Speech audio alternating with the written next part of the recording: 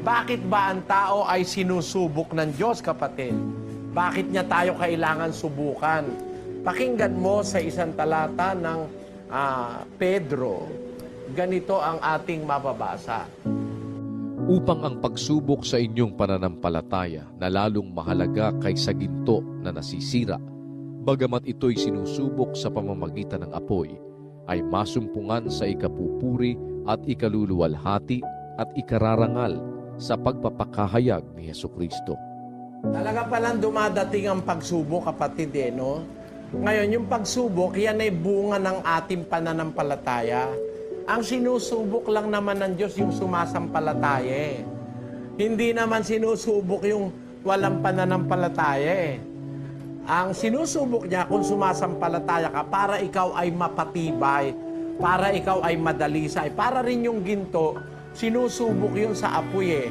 Inaapoyan ng inaapoyan yon para maging dalisay na ginto, maalis lahat ng dumi. Maging 24 karat gold. Sa kaapoy, naaalis yung mercury, naaalis yung mga baka, naaalis yung dumi. Nagiging 24 karat pure gold ang tawag doon. Ngayon, yun ang dahilan kaya sinusubok ang ginto. Ang pananampalataya naman natin sa Diyos, sinusubok ng Diyos para tayo maging matatag. Ang pagsubok, hindi dahilan yan para tayo manghina o tayo ay huminto o tumigil o kaya mawalan ng loob, kundi ang pagsubok dapat nating tanggapin bilang paraan ng Diyos para tayo ay tumibay sa ating pananampalataya. Pakinggan mo sa Hebreo 10:36 hanggang 38. Sapagkat kayo'y nangangailangan ng pagtitiis upang kung inyong magawa ang kalooban ng Diyos ay magsitanggap kayo ng pangako.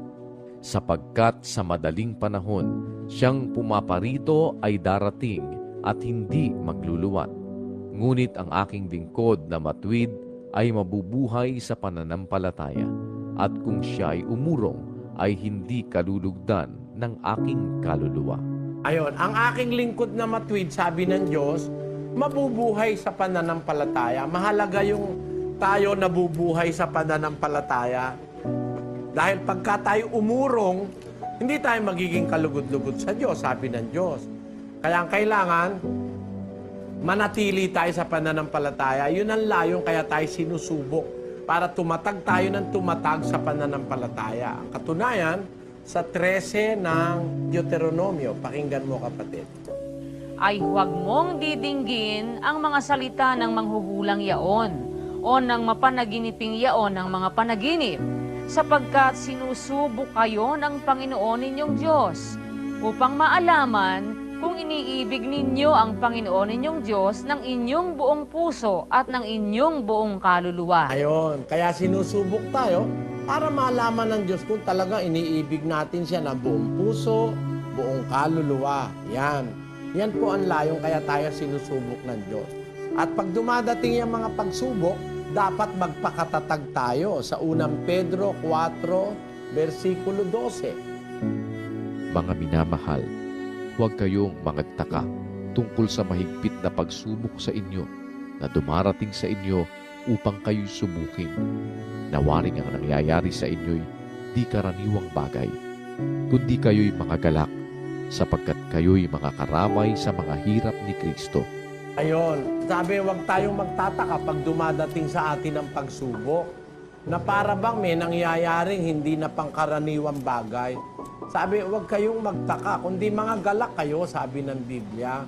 Sapagkat sa paraang yun, nagiging karamay tayo sa hirap ni Kristo.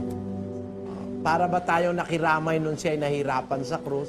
Pagka tayo nagpapakatatag sa pagsubok.